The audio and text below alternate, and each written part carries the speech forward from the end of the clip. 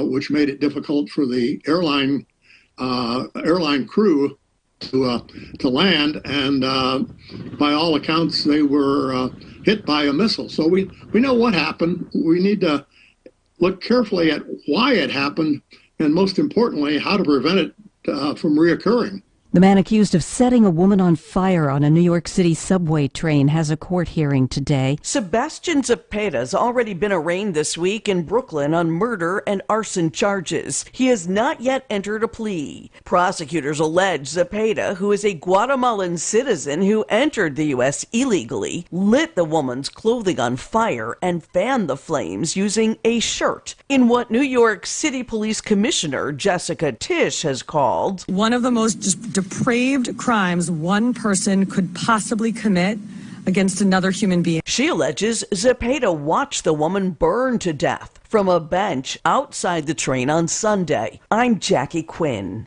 A pizza deliverer in Central Florida has been charged with pushing her way into a motel room with an accomplice and stabbing a pregnant woman after a dispute over a tip, say authorities. The injured woman was hospitalized. This is AP News. Investigators in New Hampshire are looking into the Christmas Day deaths of 4 people in a home. The AP's Mike Hempen. Authorities suspect carbon monoxide poisoning may have been what killed 4 people in a Wakefield, New Hampshire home. State Fire Marshal Sean Toomey says police were called to the house for a welfare check, and when they arrived, they found the bodies of 4 adults. Speaking on WMUR-TV, Toomey says this has been a tough year. Terribly tragic event. It comes at a year we've had a tough year in general for carbon monoxide deaths and fire fatalities in our state. Toomey says the deceased include 2 older adults and 2 younger adults. Other family members called police to check on them after they did not show up as expected at a Christmas Day gathering. I'm Mike Hempen. Don't forget about tonight's Mega Millions drawing. It's worth more than $1 billion. I'm Rita Foley, AP. This is 8:20 a.m. WCPT Willow Springs and streaming worldwide at WCPT820.com. We are Chicago's progressive talk, where facts matter. Now your WCPT 820 weather update. From the Weatherology Weather Center, I'm meteorologist Michael Caro. Cloudy skies for today with rain developing, some patchy fog possible as well, high temperatures in the upper 40s. Then for tonight, rain looks to continue, again some patchy areas of fog, a low of 46. Looking to dry things out for your Saturday, just stuck with some cloud cover, lower 50s for highs, and a chance for rain returning for your Sunday, high of 46. And that's your latest Chicago weather update. Right now it's 48. This is an important announcement for anyone who wants health insurance, even if you missed the deadline. Right now, you can get the health insurance you and your family need from top insurance providers, even if you have pre-existing conditions or no insurance at all. The Plus Benefits Health Insurance toll-free number has been extended to help anyone who wants health insurance coverage now, or if you need a better plan or a lower price. Call Plus Benefits Health Insurance now at 800-378-1388. The call is 100% free and the help is real. Call 800-378-1388. That's 800-378-1388. This holiday season, Straight Talk Wireless is letting you say yes a lot more with real unlimited data. Yes to sharing pics of the ugliest holiday sweaters. Yes to checking weather on the go for surprise sledding trips. And with a free phone at sign up, let the yes-tivities begin. No way! Yes way. Straight Talk, real unlimited data. Available at Walmart or straighttalk.com. Offer valid through 1/5/25 while supplies last at participating stores. Taxes and fees apply. Requires in-store activation on select single-line plans. Limit of 2 phones per customer. For network management practices, visit straighttalk.com. WCPT 820, Chicago's progressive talk, where facts matter. Welcome to Choose Views with Richard Chu. Get ready to dive into a world of insightful conversations and thought-provoking discussions. As progressives, our job is to have an all-inclusive, full-on assault with all of our players. A show that will focus on moving our political, social, economic, gender, and cultural conversation forward. And all of our players means all of our players. It's Choose Views. And now, here's your host, Richard Chu. Good Friday morning, progressives, and welcome to the December 27, 2024 edition of Choose Views. 773-763-9278. Catch us on Facebook Live, TuneIn Radio, YouTube, Twitter Stream, and our iHeart Radio, my heart, iHeartRadio. Email me at richard@wcpt820.com. And we always, you can catch all of our shows by subscribing to our WCPT podcast on Apple Podcasts or on Spotify. There you can get Choose Views, Joan Esposito, Live, Local, and Progressive, Driving It Home with Patty Vasquez, The Big Picture with Edwin Eisendrath, Out Chicago, and all of our other shows and interviews. Because as we say, when you check out our heartlandsignal.com digital platform, you will find lots of good stuff there. And you can also definitely share that with your peeps. So welcome to the show this morning, and we're glad to be with you. It's Friday, and we will probably hear the voice of our good friend Karen Byrne from TruBlue Politics podcast. So looking forward to having a little bit of a chat with her this morning.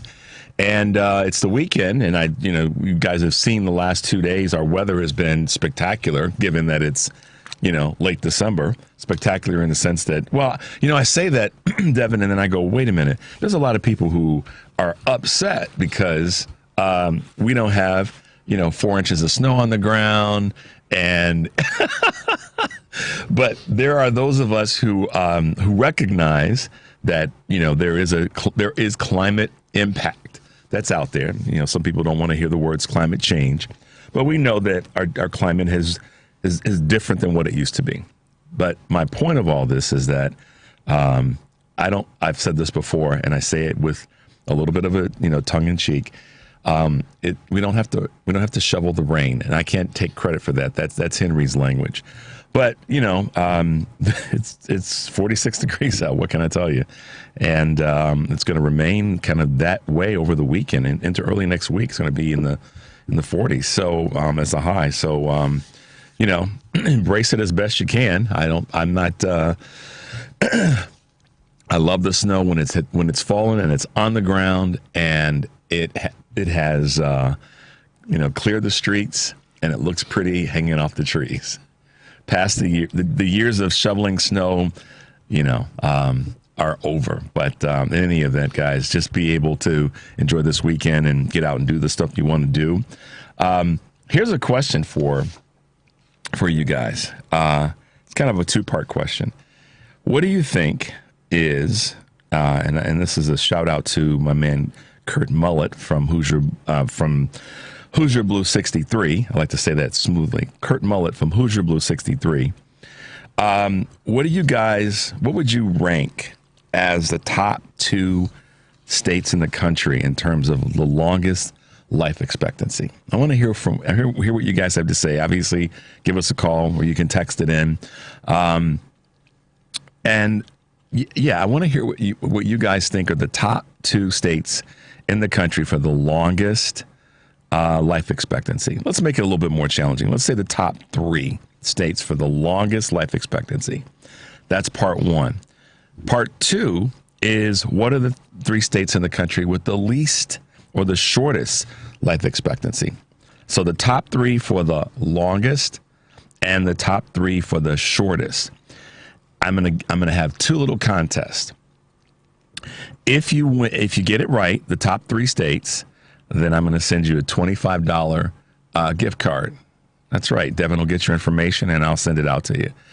And if you get it right on the shortest 3, there'll be another gift card. So top 3 in terms of longest, and I guess you could say top 3 in terms of shortest. 2 different contests.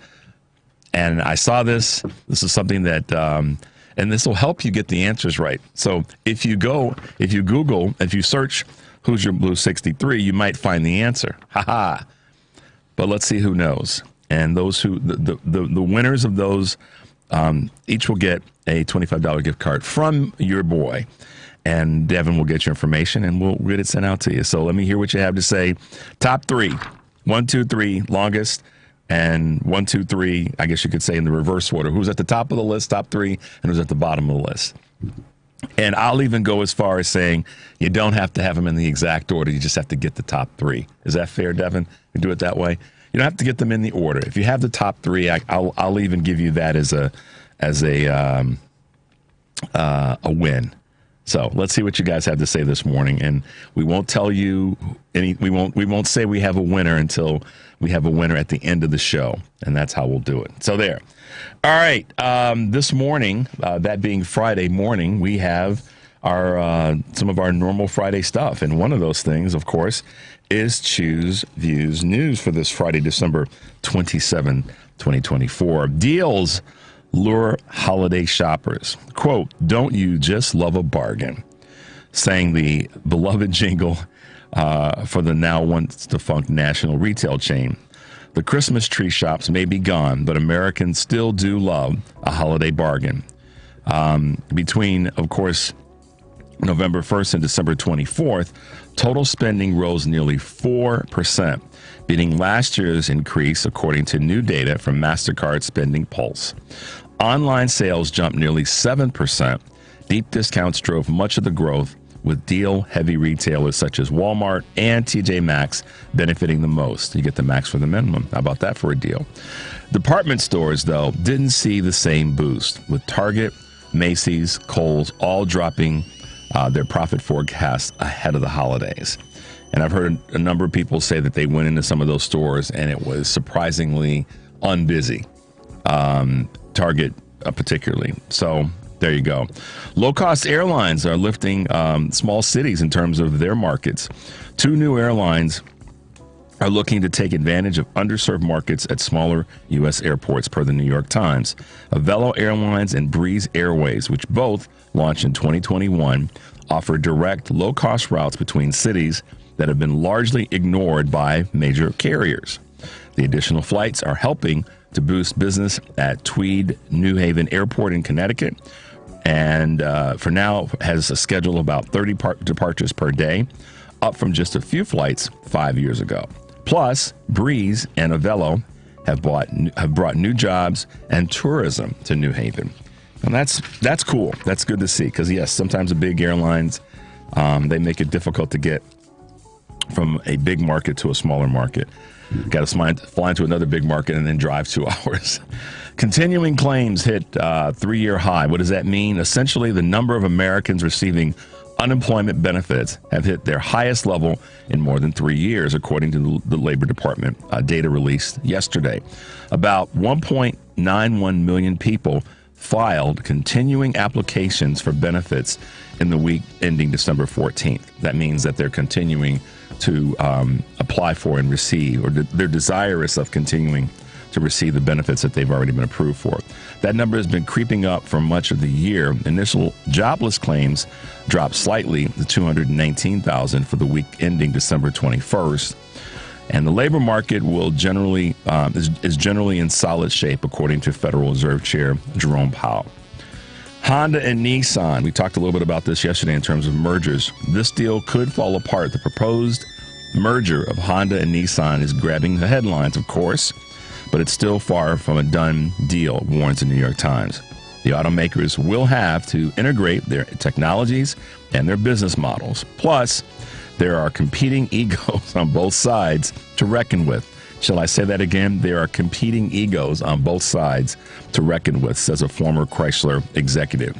Then there's the fact that both Nissan and Honda are struggling to compete in China, where sales of electric and hybrid vehicles are exploding. At the same time, former Nissan CEO Carlos Ghosn worries the companies face cost-cutting carnage in this merger. Unfortunately, that's code for there will probably be some jobs that are lost. Netflix had a big day on Christmas Day. They really delivered the gift of football to football fans, successfully streaming 2 NFL games on the holiday. While there were some complaints on social media about picture quality and the muted microphone, the streams generally went smoothly. A relief for fans and Netflix execs alike after the streamer's disastrous Jake Paul-Mike Tyson fight last month. Even Devin's like, yeah. Netflix appears to have learned from its mistakes, however, upgrading its servers and production value for Christmas Day games. Viewership, I should say, looked promising, with nearly 1/3 of Netflix viewers from over 200 countries watching at least part of the Chiefs-Steelers game. And let's see, BNY Mellon revives a year-end break. What does that mean? As more businesses give their workers time off between Christmas and New Year, Bank of New York Mellon is telling its employees to take a more relaxed approach in the final weeks of 2024. The bank has brought back a 2-week, quote, recharge period from December 23rd to January 3rd. BNY is urging its employees to concentrate on, quote, core business activities and pause on non-essential activities to spend more time with family. Devin, find out who the CEO of Bank of New York Mellon is for me real quick. The recharge is part of BNY's broader strategy to improve employee benefits, including a higher minimum wage for U.S. workers. What's that? Robin Vince. Male, female? Male. Okay. I got to do some research on him, because that's pretty spectacular. I mean, the part of that story, when I looked at this last night, that I really like is where he says, let me get this quote right, that they want the employees to concentrate. BNY is urging its employees to concentrate on, quote, core business activities and pause non-essential activities to spend more time with family. That's coming like straight out of the conversation, the thought process of a progressive, if I've ever heard one. So do me a favor, Dev, because you know sometimes I don't hear really well. At the bottom of that, could you write down that person's name for me? I'm going to do a little bit of, this is when I was talking about, like research and stuff and doing things where you're finding out more about companies and organizations. This is what I was talking about. I'm going to find out a little bit more about this about BNY Mellon and see, who the people are within that corporation and who the leadership teams are, et cetera, because I want to know a little bit more about them. Thank you, Robin Vince. Okay. Why? Well, if I'm going to give you guys a homework assignment, then I'm going to do my part. I want to find out a little bit more to see what their kind of what their makeup is. What's his background? What has he done? Where'd he go to school? And who are some of the leaders that he has around him? Because that quote, I mean, I got to read that again, because that's a really powerful quote when we talk about companies looking out for their employees. Listen to this again, guys. BNY is urging its employees to concentrate on, quote, core business activities and pause non-essential activities to spend more time with family. That's pretty doggone cool. And that's how it should be. That's how more companies, we would hope, are going to look at their staffing and their employees, top down and bottom up. So there you go, guys. Just a couple of quick items from Choose Views News this morning. And, of course, me throwing my hat into the conversation about how do we put time in and effort in to know more about the companies that are part of our country. And I'm going to do some work in that space to find out more about BNY as soon as I can. So, all right, guys, quick break. 773-763-9278. We'll get your texts, we'll get your calls when we come back. And keep in mind, we have a little contest this morning. Life expectancy. Who are the top 3 states in the country and who are the shortest? Who are the longest and the 3 longest and the 3 shortest? We'll keep that rolling through the show this morning. We'll be right back. Where are they now with Art and Bobby? Today, we have this young lady. She's been working in entertainment business for over 30 years. Bobby, I think she started when she was 5 or 6 years old. What do you think? And she's model number 9. She was on Deal or No Deal. Patricia Carr, good morning. Good morning. Good morning, good morning. I love the energy. You guys are wide awake. I'm still a little sleepy. It's called coffee, right, Bobby? Yeah. Tune in to Where Are They Now, Saturdays at 10 a.m. on WCPT 820 a.m. Hey, listen. This new Wendy's Frosty flavor is way too exciting to keep under wraps. It's a brand new, first-of-its-kind flavor. Get this, pumpkin spice. I know, right? It's so good. It's rich, it's cozy. It's the perfect flavor for some fall Frosty time. Watch, everyone will see it and jump on the bandwagon. Grab a never-before-seen Pumpkin Spice Frosty or Pumpkin Spice Frosty Cream Cold Brew today when you choose wisely. Choose Wendy's. Limited time only. Participating U.S. Wendy's. Vanilla Frosty is temporarily unavailable. This is WCPT 820, where facts matter. Get Good morning. You're waking up with Richard Chew. Good morning. Good morning. Good morning. We're live and ready to hear from you. Text or call us now at 773-763-9278. Same number. Simple as that. Let's get the conversation going on WCPT 820, Chicago's Progressive Talk. Hey guys, welcome back to Choose Views, 773-763-9278. We have a contest, guys, this Friday, and that is the longest life expectancy. The 3 states. Don't have to get them in order, just have to name the 3, and then the shortest 3 states. Don't have to get them in order, just want to get the shortest 3. We've got the list here. Give us a call.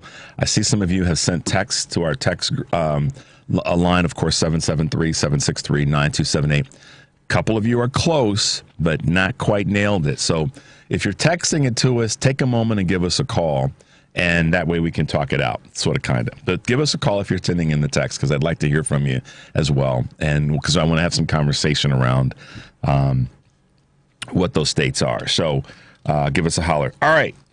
It is Friday, and that means a weekend is coming up here in Chicago. And I'd like to have you guys be reminded of some things to do and a couple of new things of some of the best events and best things to do this weekend in the good old Windy City. So starting with that, there's still until January 5th, the performance of Les Miserables, Les Mis, as the folks in the know would say. And again, I say this, it's amazing, seen by more than 130 million people worldwide, Devin. That's pretty amazing. One of the most popular musicals of all time, and it's going to be here until January 5th.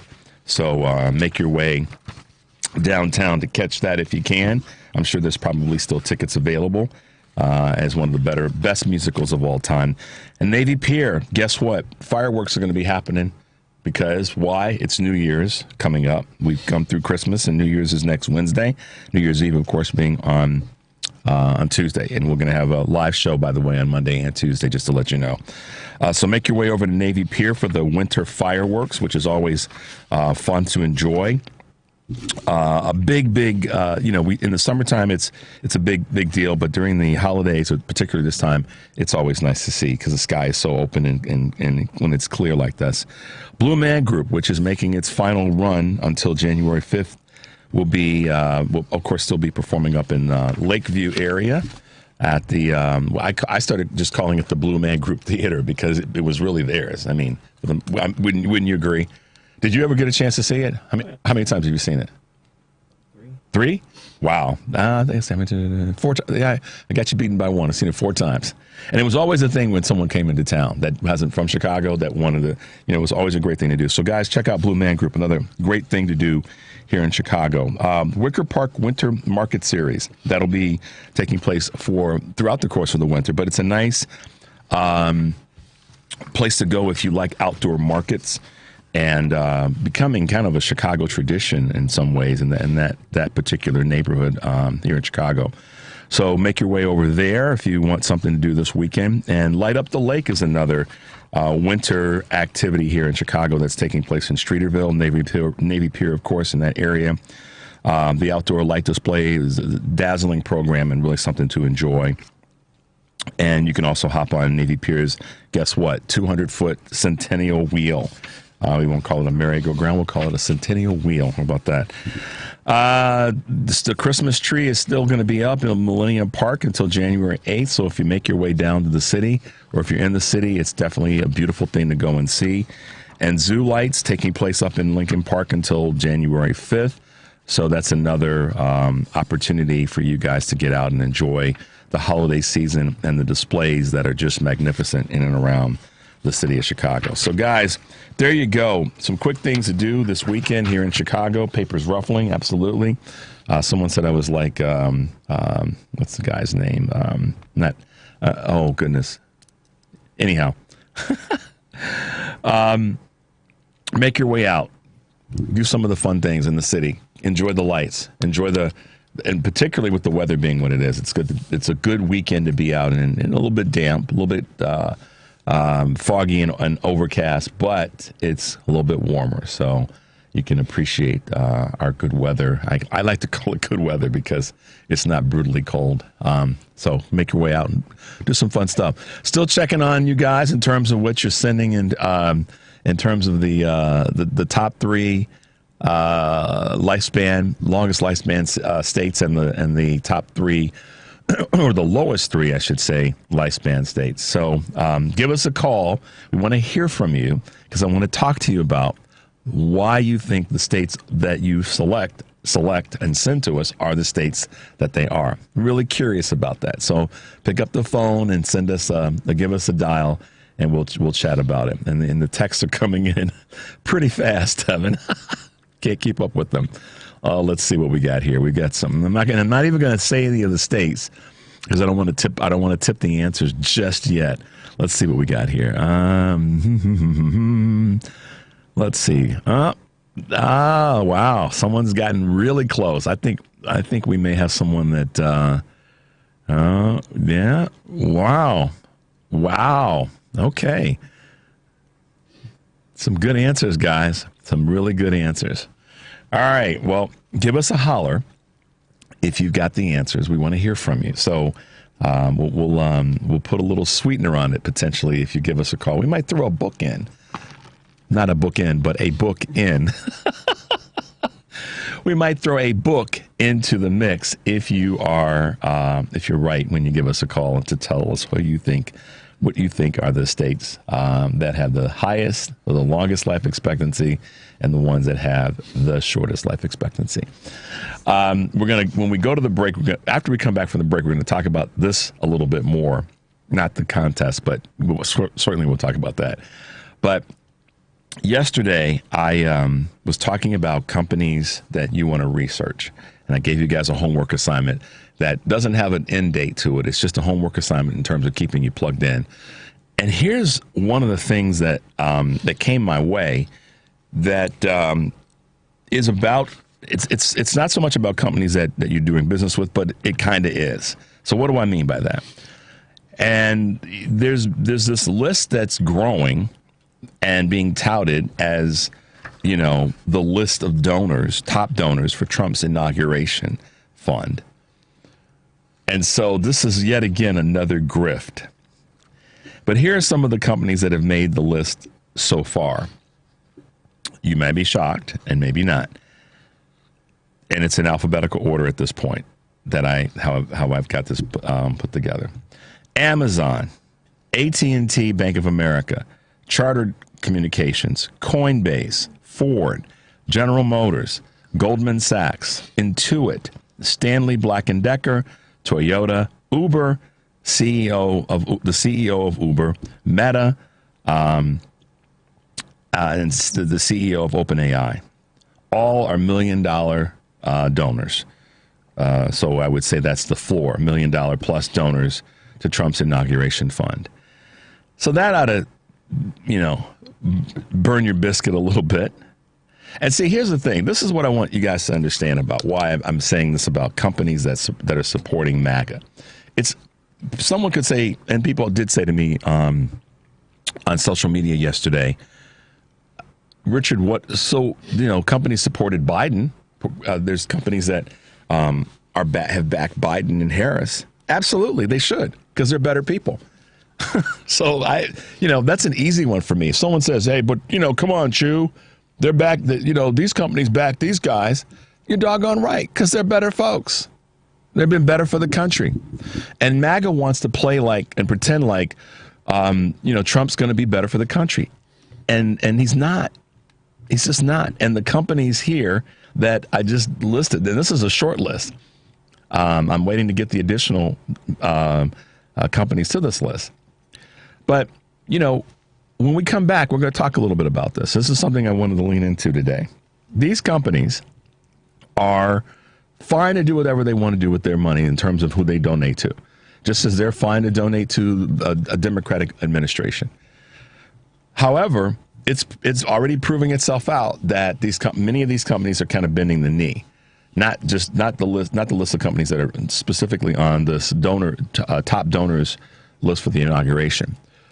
But I'm saying that we have the right, as much as these companies, and particularly if CEOs themselves are, that we have the right to hold them to a higher standard, because these companies are endorsing a 34-time convicted felon twice adjudicated rapists. In other words, what do we call him? 34XCF?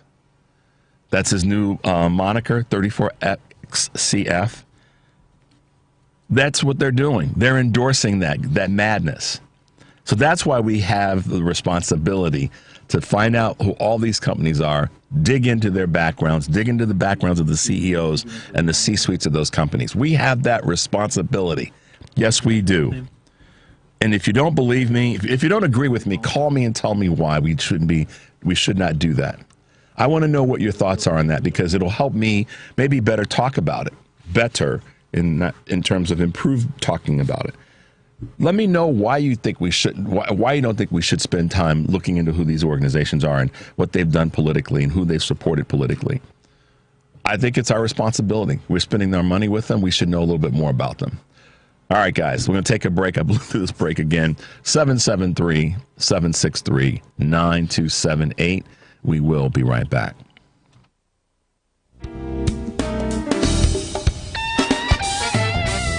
If you're living with dry age-related macular degeneration or dry AMD, you may be at risk for developing geographic atrophy or GA.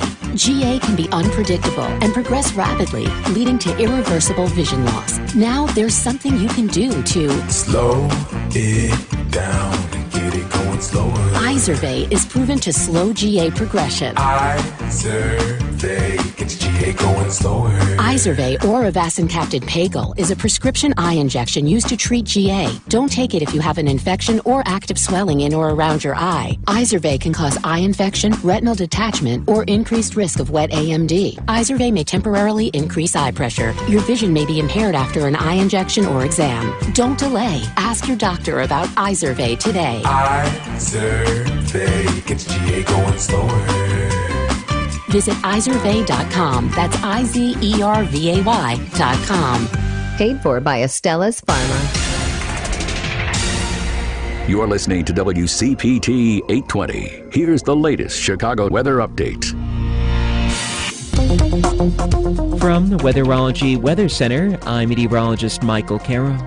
Cloudy skies for today with rain developing, some patchy fog possible as well, high temperatures in the upper 40s. Then for tonight, rain looks to continue, again some patchy areas of fog, a low of 46. Looking to dry things out for your Saturday, just stuck with some cloud cover, lower 50s for highs, and a chance for rain returning for your Sunday, high of 46. And that's your latest Chicago weather update.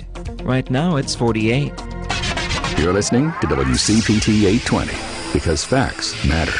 It's Chew's View with Richard Chew on WCPT 820, where facts matter. Hey guys, welcome back to Chew's View, 773-763-9278. Glad to be with you this morning.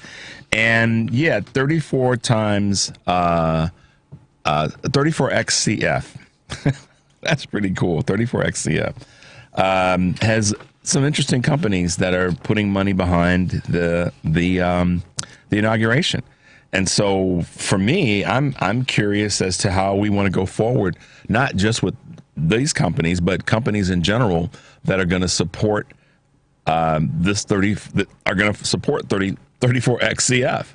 I want to know why we should continue to spend money with organizations that are going to support someone that has made it clear that they look to harm people rather than help people. Tell me one thing that Donald Trump has done since this election that's been about anything positive. You saw how he was triggered. When I say anything positive, I mean positive for all the country. Let me be clear, because I know that there are MAGA out there. There are those of you who are kind of calling yourselves in the middle or independents that, you know, in your deepest, darkest part of your brain are happy that he got elected. Okay, fine, whatever. But I want to know, tell me one thing that Donald Trump, let's see who has the guts to do this. Tell me one thing that Donald Trump has said since the election that has been positive for all of the country, not just part of the country. I want to know. I bet you no one can call in and say, here's the thing and if you do, great. I want to hear it. That means you've been paying attention. But let me know one thing that Donald Trump has said that's going to be good for all the country. Because you guys saw how triggered he was on Christmas Day. And if we make the assumption or come to the conclusion that he's the one that sent out that text, or not text, but the tweet rather about Crooked Joe and all the other normal great crazy things that he tweets out, that wasn't being in the holiday spirit. That wasn't a message that was inspiring to all of Americans. By contrast, President Biden certainly made it clear that this is a wonderful time, and he wanted happiness for all of Americans, whether they voted for Kamala Harris or not, and she wanted the same thing. So someone prove me wrong. Send it in. I want to see. I want to hear it. Call, tell us, text me, whatever, 773-763-9278. Anything, one thing that Trump has said that's been inspiring since the election. And so when I say to you guys that it's important to look into these companies and find out more about them, because we just kind of go about our days. And let's be honest, one of the biggest areas of support of politicians, particularly those on the right, happens to be sports franchises. Devin's nodding like, yep. So look into your favorite sports team, whether it be in baseball or in football or in basketball or in hockey, and ask yourself the question, who's behind this organization? Who do they support? And if you're progressive liberal Democrat, you maybe need to check out the team that you've been following to see where they sit when it comes to politicians, locally, regionally, nationally. Seriously. I mean, why should they get, just because they entertain us three different, maybe every night of the week, depending on what the sport is and the time of the year? Does that mean we just genuflect to them and say, oh, I'm down with that team because they're my team? Seriously. I mean, this is about us having seated space and conversation and energy by just kind of going along. And so the tough thing to do is to ask that question. Is this organization down with the things that I'm really down with? So is the football team, baseball team, basketball team, hockey team, and others, and their ownership and their leadership down with what I'm down with? Is this company that's a top donor to 34XCF, is that a company that I really want to continue to be down with? Because if it's not, then it's time to do something about it. Because when we can have the conversation all day long about money and politics, but until we let the companies know that our money is the money that you're ultimately using to put into politics, I'm not down with that. Until we make that decision to do that, they're going to keep doing it. I heard something that really caught my ear about the way in which, Uber CEOs look at everybody else. You realize that without the everyday person making the wages that they make, that those companies would not exist, because we are a consumer-driven economy. So when you expand that thinking into companies that are donating money or supporting political or politicians and political ideologies that you're not down with, you should take a stand and say, I'm not there anymore. Because if you don't, then they get to kind of willy-nilly go along and support the things that you directly and indirectly don't support. So it's important to talk about these things. It's important to highlight them. And listen, y'all, I know you get busy in your day-to-day activities. I do. That's why I'm that guy that says budget time for these kinds of things. When Vice President Harris talks about getting healed and healing your wounds and getting ready to come back and get recharged and ready to come back and fight, this is going to be part of the fight. If we want to take back, quote unquote, the voice that we so desperately have to have, then we have to start doing some things a little bit differently as individuals. And one of them is where you put your money, where you put your support. I'm an ardent believer of that. And I know that, like I said yesterday, you cannot snatch your hand out of the vice. If you've been, rolling with a certain company for a period of time, and maybe you have some direct reasoning that you have to work with that organization. I get that. Don't misunderstand and think that my head is in the clouds and I don't understand the realities of living. I am not saying that. I'm really not. I'm saying we have to be a little bit more judicious and selective and frankly critical of the organizations that we do spend our money and our time with. We just do. Because if you don't do that, and I have to repeat it this way, if you don't do that, then they get to do the things with your money that you spend with them that may not be congruent with your thinking and your belief system for the future of the country. And that future is not like a year from now, it's tomorrow. It truly is. What's up, Dan? Forgot my headphones were in my head. Oh, yeah, I looked at Devin. He gave me that look again, like, oh, wait, I didn't say the wrong thing about the holidays. He had that look on his face, and I pay attention to Devin. All right. Before we we'll do calls after the break. So I will wait until after we come back from the break before we grab your calls. But I see you guys are on hold, so stay with us for a few more minutes, and then we'll grab you after the break because I want to give you some time to talk. Don't want to rush you through the calls, and that way we can hear everything you have to say. But I want to come back to this point about making sure that you understand who the companies are that you're doing business with, and then you make an adult decision. I'll put it to you this way. There's another way of looking at it. A lot of times, again, this is my whole philosophy or thought about you can't snatch your hand out of the vice. We as a country can't snatch our hands out of the vice of companies that we do business with. Okay? What I am saying is that you have to be more judicious. And let me be perfectly clear. I understand that many of us are in business with certain companies or we have to use their goods and services because there may not be any other options. You're talking to someone or listening to someone who has thought about this and understands it. Okay? If you have a mortgage with XYZ Bank and you look at some of the things that they're doing and you don't like some of the things that they're doing, you can't just snatch your mortgage away from that company. So I literally understand that. Okay? And I made this comment yesterday that, if you don't like Elon Musk, I'm not saying go burn your Tesla. I'm never going to say something stupid like that. I am saying if you're desirous of buying an EV, then maybe look at some other companies. That's what I'm saying. It's about being judicious with the monies and that you have, and that if Mitt Romney can say how did he put this, Devin? Let me get this right.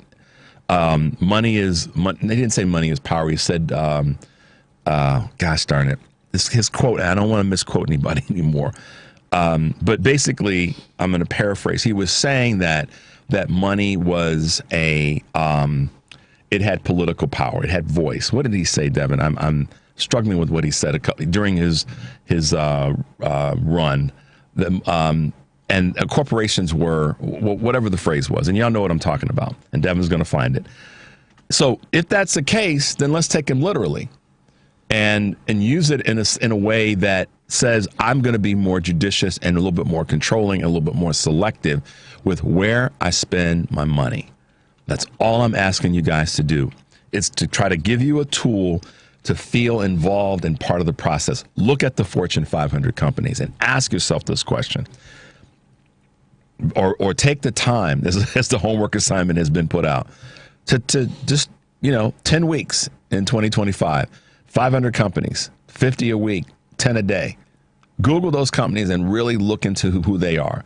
Go on to Wikipedia and look into who those organizations are and find out a little bit more about them. That's what I'm saying. Because you may be, in fact, you're going to be surprised. And in that surprising that you get, or that, new enlightenment, if you will, you're going to say, okay, I'm still going to roll with this company. Because they've done some good. I like the charities that they're donating to and supporting. You may find that out. I'm just saying being empowered with knowledge about who you're who you're doing business with and who you're giving your money to. You may not suddenly say, well, I just don't like that company anymore. You may say, I need to be more aware of how they go about doing what they do in this society that we live in. Okay? So that's the message. And it's an ongoing message, and it's one that can be refined. And it's one that you guys can have control over because you then are a participant in the process. All right, let's take a quick break, Devin. The number is 773-763-9278. Guys, we'll be right back.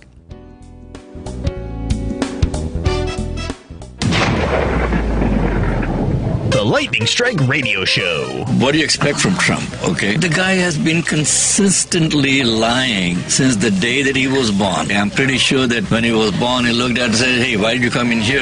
I didn't come in here. I wasn't born. I was forced to come into this world. The guy is a confirmed liar, folks, and we have to understand. He said, "Oh, I've never heard of Project 2025." Would anybody believe it? Sundays at 9 a.m.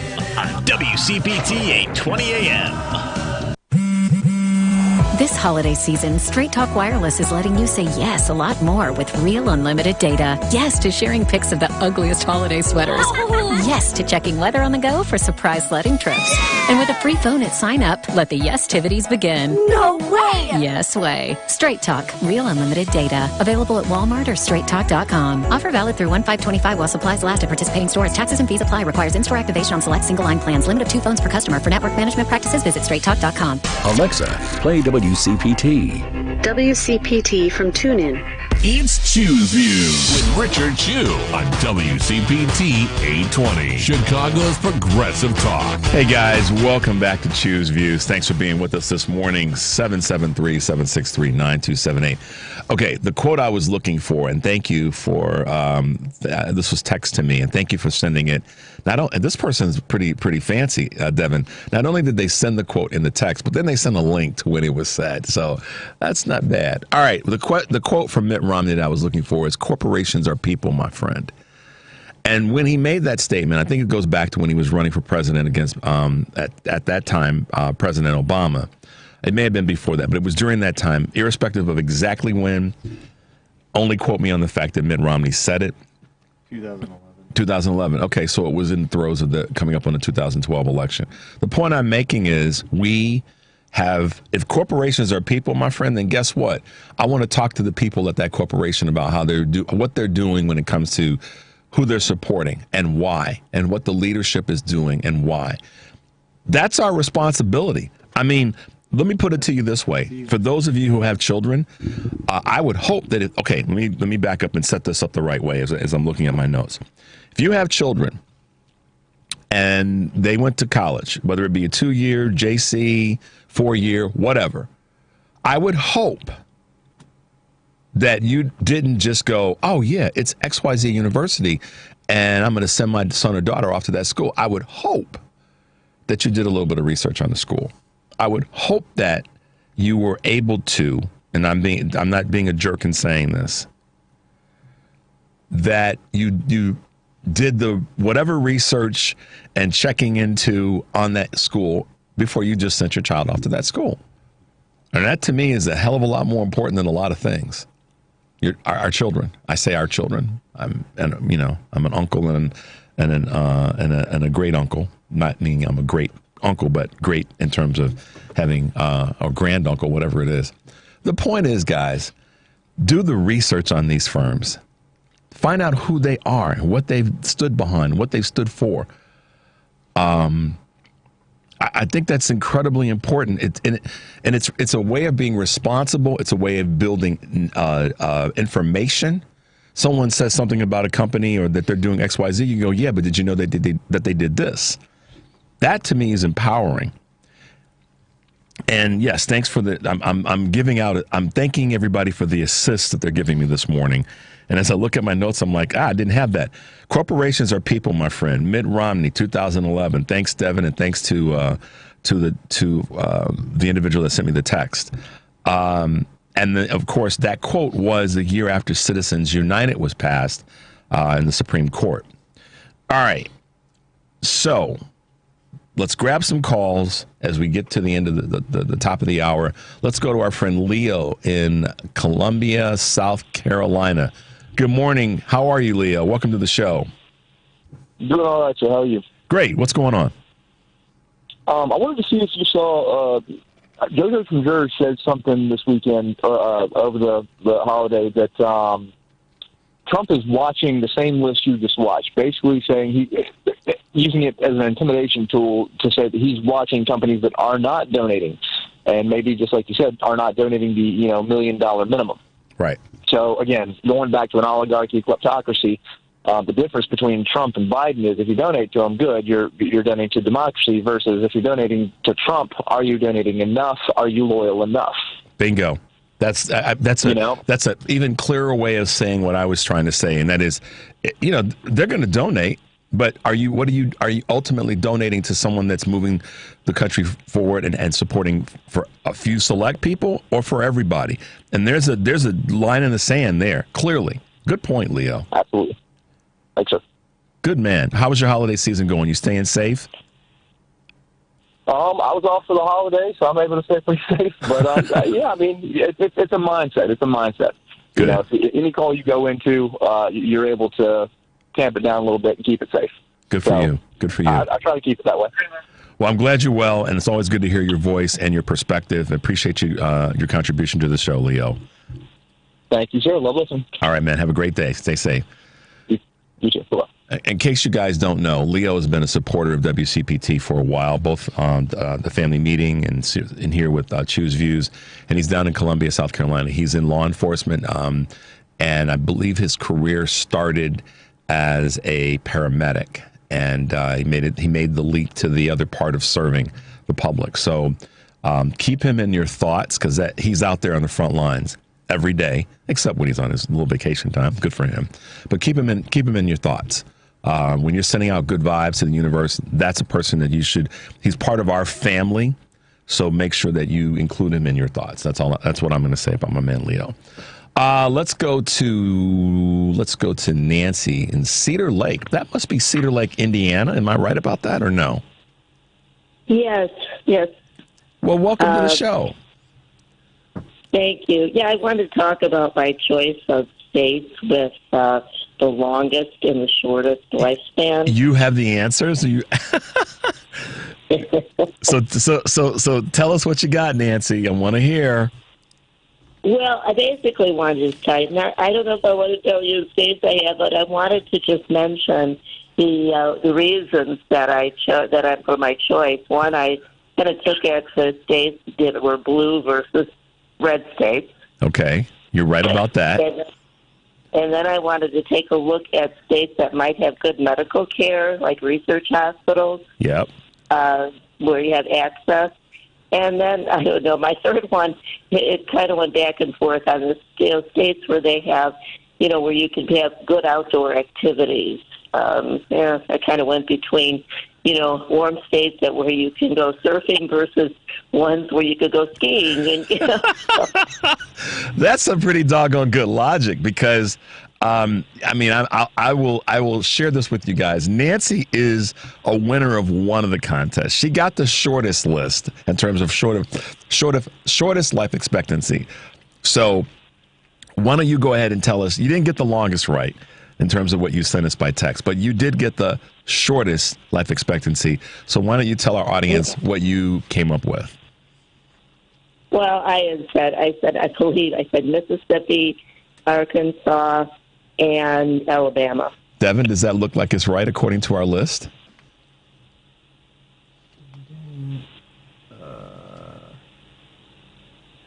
Yeah. Yep. There we go. Winner. No, I knew you had it right, Nancy. So you got the shortest right. So tell us why you think that those three states, and those states would be Mississippi, Alabama, and Arkansas, have the shortest life expectancy of our 50 states in America. Well, besides the fact that I think they're very red states. They're probably very red because the politicians there, their voter suppression, number one, their poverty, and I really believe that in many cases the politicians there want to keep their people uneducated, and and so that they don't have access, and they also don't have, I don't think, except for some of the states, some of their maybe they have some good research hospitals, but to some extent in their bigger cities, I just think that the poverty there is such that they have a hard time digging out. Well, you're right. I visited each of those three states, Mississippi, Alabama, and Arkansas, because of the familial history in those three states. And the thing I can tell you is that everything you just said is spot on. The politicians that are elected in those three states particularly do everything they can to suppress voting and eliminate people from being part of the voting process. They compromise the people that do get elected into being part of the good old boy network.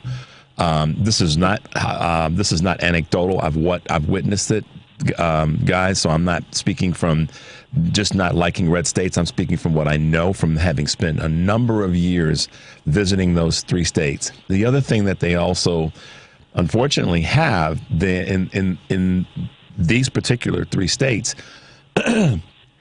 is they have really they're, how do I want to say this without sounding insulting?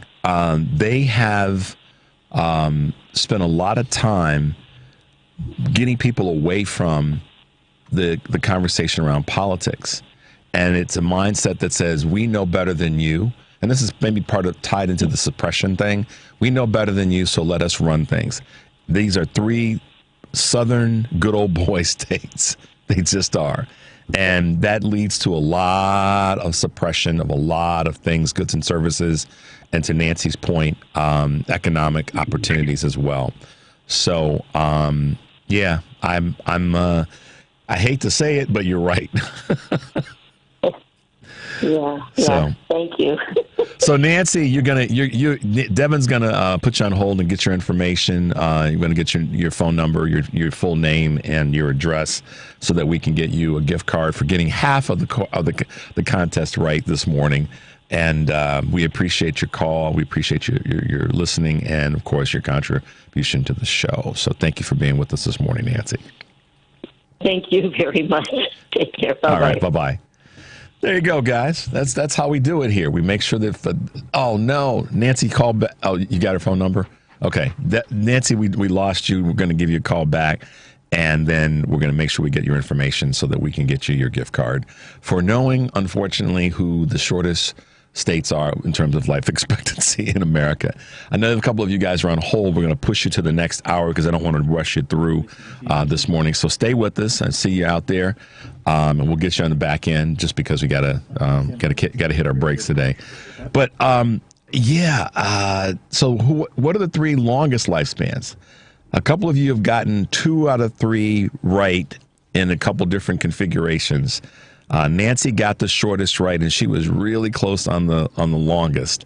But we're gonna make sure to keep that rolling for the rest of the show today to see if someone can get the three states that have the longest lifespan.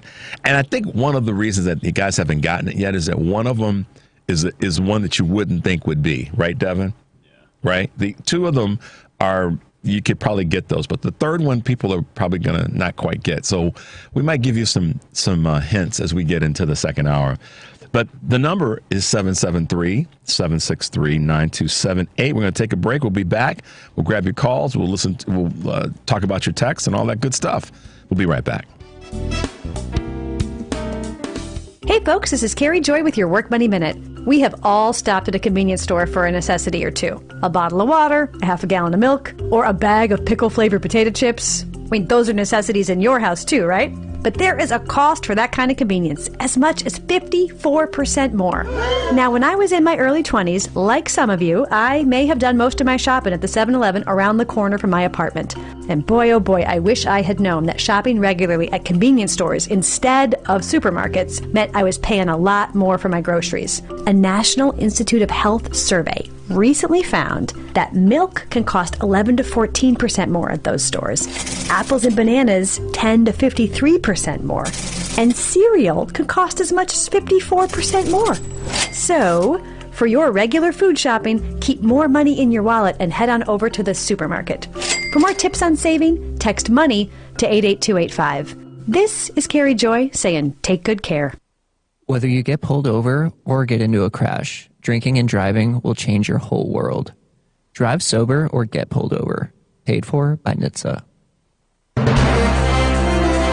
This is AP News. I'm Rita Foley. A record-breaking number of Americans are expected to be traveling over the holidays, but the weather isn't helping.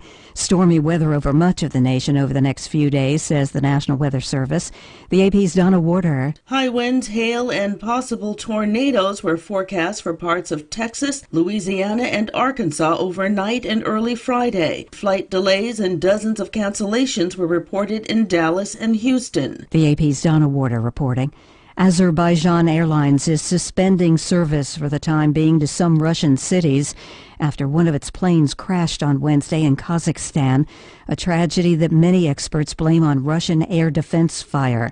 The AP's Charles de Ledesma with the latest on this. Aviation experts say that Russian air defense fire was likely responsible for the Azerbaijani plane crash that killed 38 people and left all 29 survivors injured. Azerbaijan observed a national day of mourning on Thursday for the victims of the crash. Azerbaijan Airlines Embraer 190 was en route from the capital of Baku to the Russian city of Grozny in the North Caucasus on Wednesday, when it was diverted for reasons yet unclear and crashed while making an attempt to land in Oktau in Kazakhstan.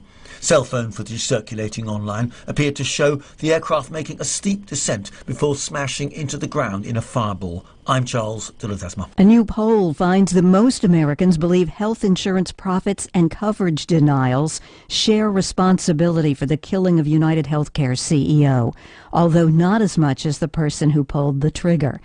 That's a new poll from Newark at the University of Chicago.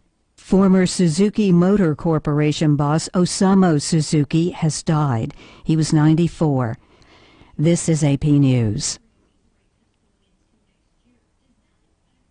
Now to all that money you're spending over these holidays. Holiday sales rose this year, even though Americans are wrestling with high prices in groceries and other financial worries. According to MasterCard Spending Pulse, holiday sales from the beginning of November through Christmas Eve climbed 3.8%. Senior advisor to MasterCard, Steve Sadoff, says that's a faster pace than they expected. This was against a forecast of 3.2% for the season. So they expected that sales were going to be healthy during the season. They came in a bit healthier than that. And the sales were growing both online and in stores. The measure tracks all kinds of payments, including cash and debit cards. MasterCard says the last 5 days of the season accounted for 1/10 of the spending. I'm Haya Panjwani. The Mega Millions drawing tonight is worth more than $1 billion. I'm Rita Foley, AP News. This is 8:20 a.m. WCPT Willow Springs and streaming worldwide at WCPT820.com. We are Chicago's progressive talk, where facts matter. Now, your WCPT 820 weather update. From the Weatherology Weather Center, I'm meteorologist Michael Caro. Cloudy skies for today with rain developing, some patchy fog possible as well, high temperatures in the upper 40s. Then for tonight, rain looks to continue, again some patchy areas of fog, a low of 46. Looking to dry things out for your Saturday, just stuck with some cloud cover, lower 50s for highs, and a chance for rain returning for your Sunday, high of 46. And that's your latest Chicago weather update. Right now it's 48. How would you like to get high-speed internet for about $10 a month with no annual contract? It's possible with Whole Home Connect, your internet superstore. The internet's grown up over the years. There used to be maybe one provider. Now you have multiple choices that you may not even be aware of. Whole Home Connect can help you. With one phone call, they will show you the best internet deals available in your neighborhood. And yes, we have deals as low as $10 a month, with no annual contracts. Whole Home Connect is your one-stop discount store for all your internet needs. It's time to upgrade your internet plan and save money.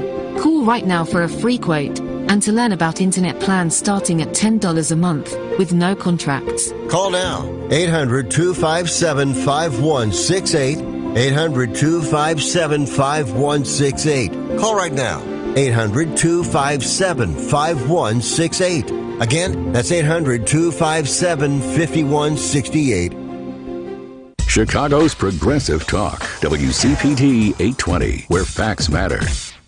Welcome to Choose Views with Richard Chew. Get ready to dive into a world of insightful conversations and thought-provoking discussions. As progressives, our job is to have an all-inclusive, full-on assault with all of our players. A show that will focus on moving our political, social, economic, gender, and cultural conversation forward. And all of our players means all of our players. It's Choose Views. And now, here's your host, Richard Chew. Hey guys, welcome back to Choose Views. 773-763-9278.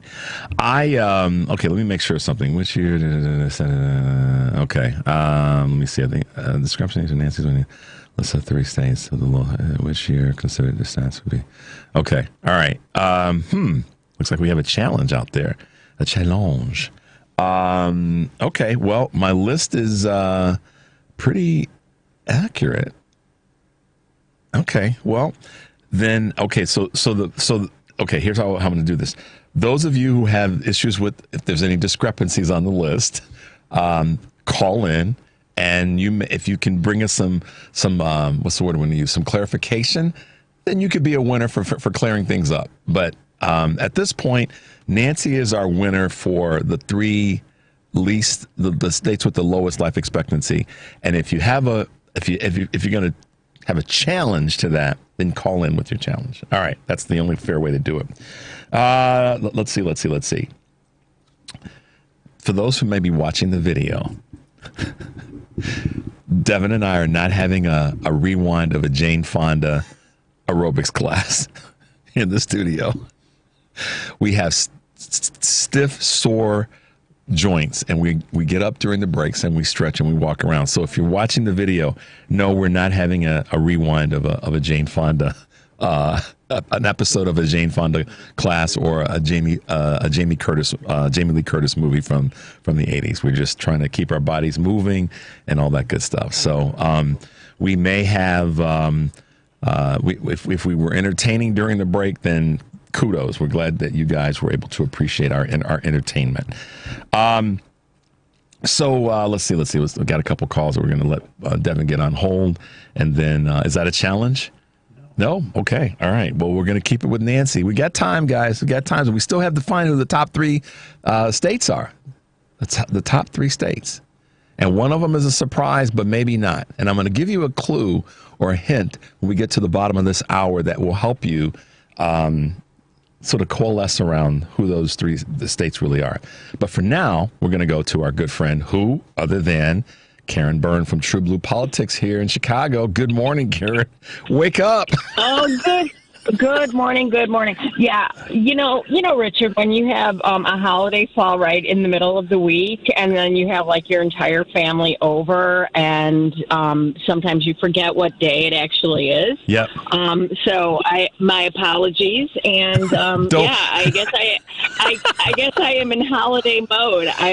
Don't even worry about it. Here's what should make you laugh. All of us are in that space in one way or another, somewhere on the scale of like, okay, it's holiday time. We got family and friends visiting, or we're doing things where we're going to see family. That's the beauty of this time of the year, is being able to get kind of foggy brained because you're so doggone busy dealing with family and friends and all the other things. That's the beauty of the holiday season. And so we got you, girl. Don't even worry about it. I was just laughing. When I saw your text, I was laughing like, okay, we totally understand, so don't feel bad about it. I got to ask you a question, though, in pivoting a little bit. Mm-hmm. So you heard me talking about folks being more involved. And we got being more involved in the conversation around who they're dealing with, which companies are they dealing with, and why people should be more invested in knowing where their money is going and who they're spending their money with. I gave a list of the top donors to Trump's inauguration fund, and Leo from South Carolina called us about how the reporting is that he's looking at who's not contributing as much as he is who's contributing. And so I want to kind of get your thoughts on this homework assignment that I've given to folks about starting now. Take the Fortune 500, break it down in 10 weeks and then down to 5 days a week, and figure out who in the hell you're spending your money with or who these companies are and what they're doing. What are your thoughts around that, Karen? Oh, I think that absolutely that is probably the most effective way to protest. And I have been on a few indivisible calls since the fateful day in early November. And that is absolutely one of the suggestions, is to use your dollars to protest. And I actually was listening yesterday. I'm trying to think. There's a show on Progressive Talk at 127 Sirius XM, and they were saying the same thing, that there is a whole list of these companies that have, even Facebook, and we have to come up with creative ways that we may not have done in the past just because it made us uncomfortable, and absolutely using our dollars to protest is the way. So what Malcolm Nance is suggesting is on January 20th, have a media blackout.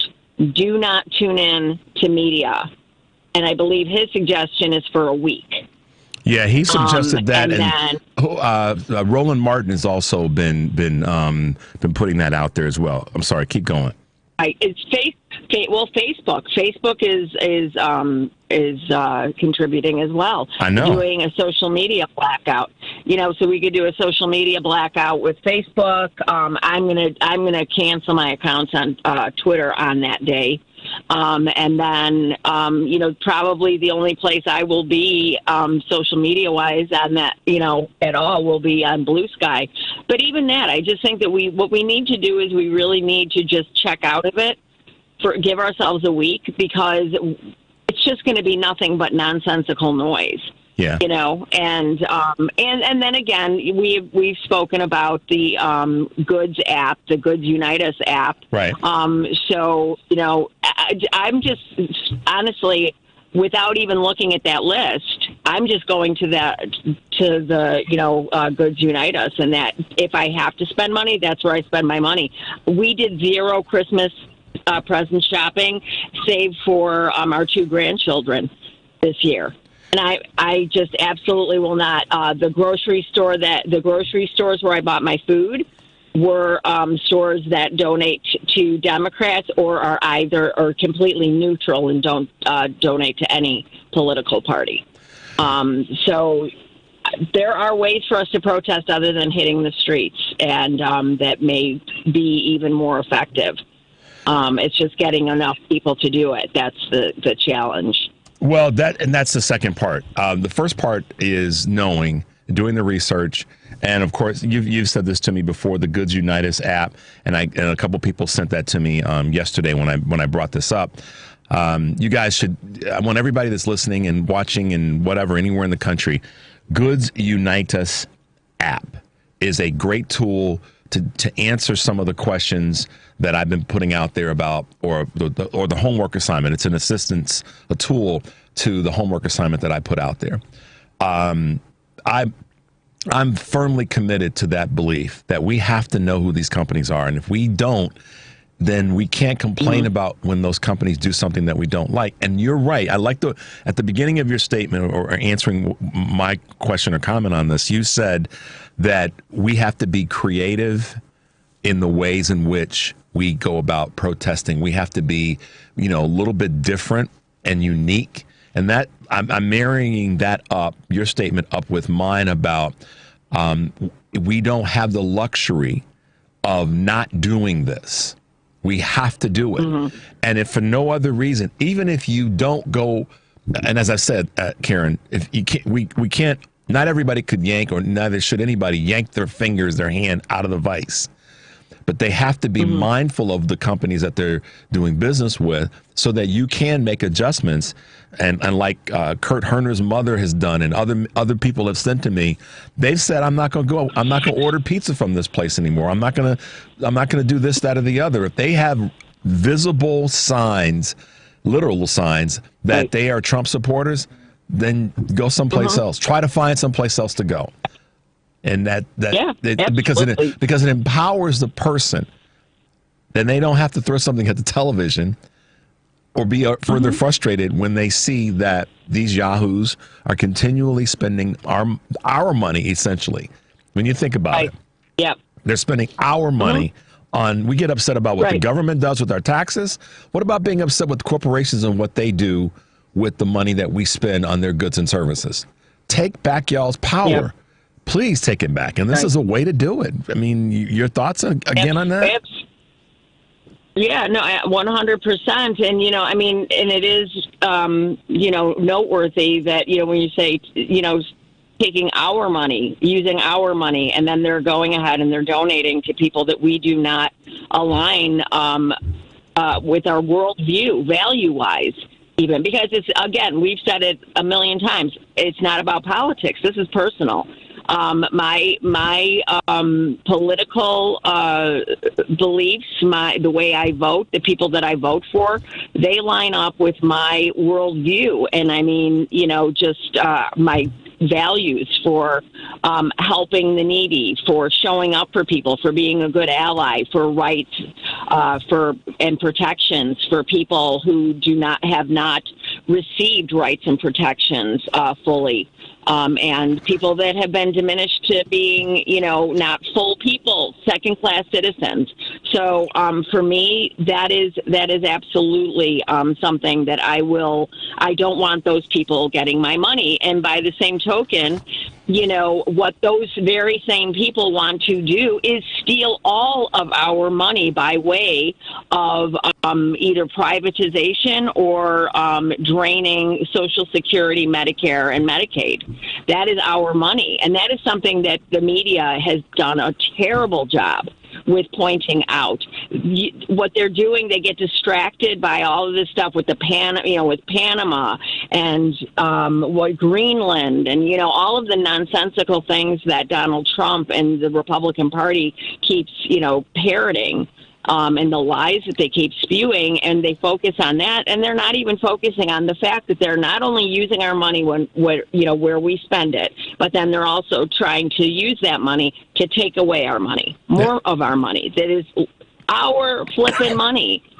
It is, and we get so caught up in what the politicians are doing, and that's part of where we are. We know that, but I go back to something I said months ago, when this conversation around Albertsons and Kroger's came about, and then they talked with one of the C-suite people that said, yeah, when it comes to pricing, you know, we did raise our prices during COVID because of supply and demand, and no, we really haven't brought them back down now that things have changed. Right. I mean, that's code for we kept the numbers high, we made more money, and Karen, here's the real question. How many companies out there have done the same thing? They just haven't been outed yet. Right. And the conversation around prices and inflation. How many companies are in that space? We just don't know about it. And that's part of the reason why I've said, folks, start your little homework project. It will empower you to go, damn, I didn't know that. Now, granted, that same company, and I'm not so up in the sky with my thinking that I don't recognize that some of those same companies may donate to your favorite charities.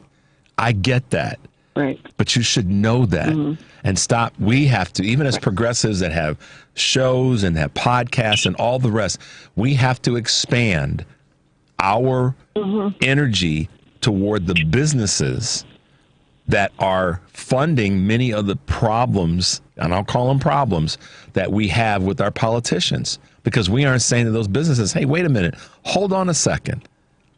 You guys have to stop doing what you're doing over here. And, you know, that's I don't know, maybe I'm crazy. Maybe I've lost my brain on this one, but... No, you haven't. And I think, you know, and that's what we need to be with in all aspects. We have to be ruthless with...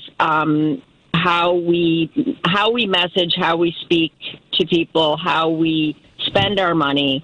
And yeah, there might be some collateral damage. I mean, you know, there is going to be collateral damage. We didn't do this. We have to know that we did not do this, though.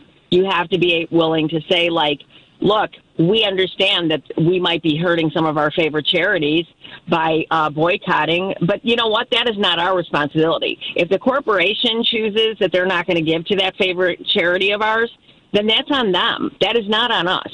We have to fight differently this time around, because the way we've been doing it, I mean, you know, like it's not for nothing, but we have to think differently now. We have to speak differently. We have to interact with one another in a different way. We have to show up for one another in different ways.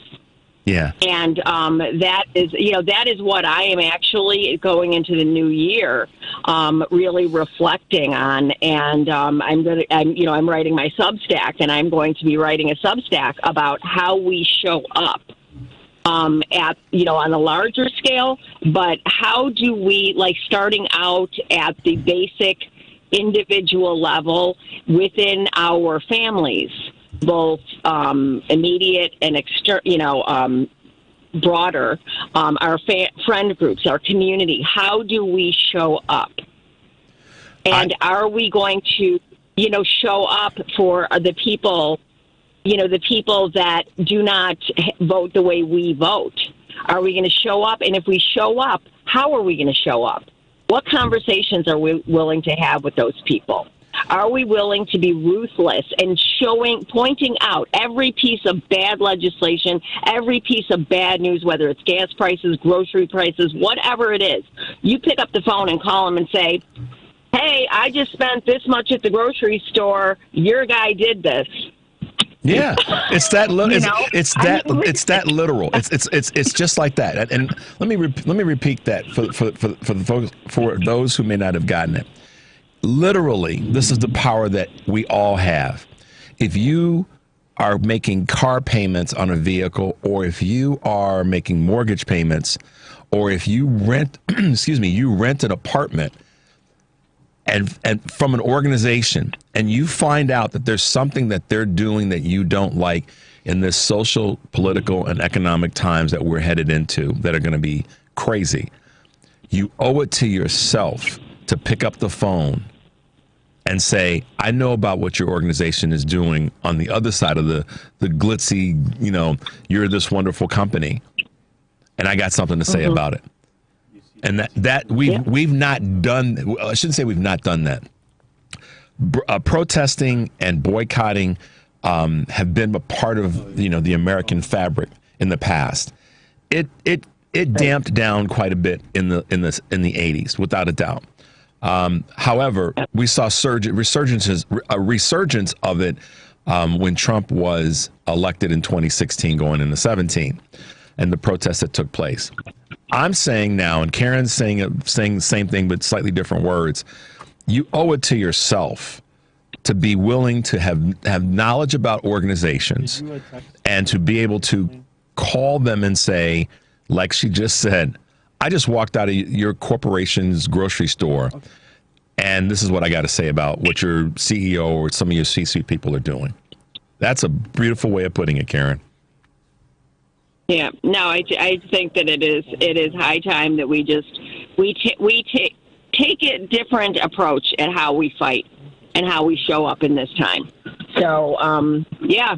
And it might be more. It may be more impactful than taking to the streets, and certainly maybe safer. And I know Malcolm Nance has talked about, taking to the streets this time around may not be the most prudent way of going forward, because they're looking for reasons to attack people.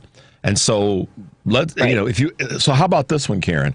If you, and I don't mean this in a negative way to anybody, if you may have been a keyboard warrior in the past, and I'm not saying that to be nasty, maybe this time be a keyboard and phone warrior to reach out to companies by sending them a letter, a physical letter, or sending them an email when they say contact us. When you go to a website and then you go across the top line, it's got about us and our mission and all those things, and then you get to the far right, the one says that's the last one. You notice that it's always one that's the furthest to the right that says contact us. Well, start contacting companies, guys.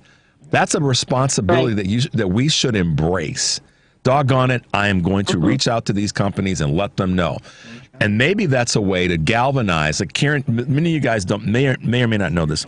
Karen created a walking group here in the Chicagoland area right after the election to help folks that she knows that need to get out and mentally and physically get some of this garbage off of them. Well, maybe create a writing group. And I'm not saying Karen, I'm saying us collectively or any individual in the country that's listening to our show. Create a writing group to corporations about their behavior. And I know that there's already in motion groups that do things like this, but I'm talking about those of you who might be sitting in your home going, what the hell am I going to do as we go forward? Here's a tool. Do your homework assignment on these on organizations and then come up with a strategy. And if you want me to help you, listen, guys, I'm good at building platforms and systems to do things. I am more than happy, and I'm sure Karen is too, to talk with anybody about how to create a little action plan to reach out to businesses that you're frustrated with based on their behavior when it comes to where we're going to be. Because listen, there was a piece that was posted that says never obey in advance, and that was on Midas Touch. And you saw this. Donald Trump's FCC commissioner is now going after Disney, ABC, and using the ABC $15 million settlement as pretext for why they need to be regulated further. Why? Because they bent the knee in advance. And so you guys, we all have to not bend the knee. We can't go to Mar-a-Lago and start going to, so not just after the politicians, but let's go after the corporations that are supporting and actually conducting their own bad behavior. Yep. So there you go. I had to say that. Yes, indeed. Yeah, no, and I do. I think it's a call to action for all of us, and I think that's an excellent idea. And I mean, even if and I'm not saying for that week after the installation, but certainly on social media, even that is an effective way to reach out to these corporations that have Facebook pages and things like that. You can go on there and post that stuff too. But yeah, I do think that it would be a good thing to, give them, have maybe, map out carve out a time in your day where it's like you can pick up the phone and let these people know how you feel about what they're doing. Because all I'm trying to say to everybody is don't allow yourself to feel powerless. Don't let that be the case right now.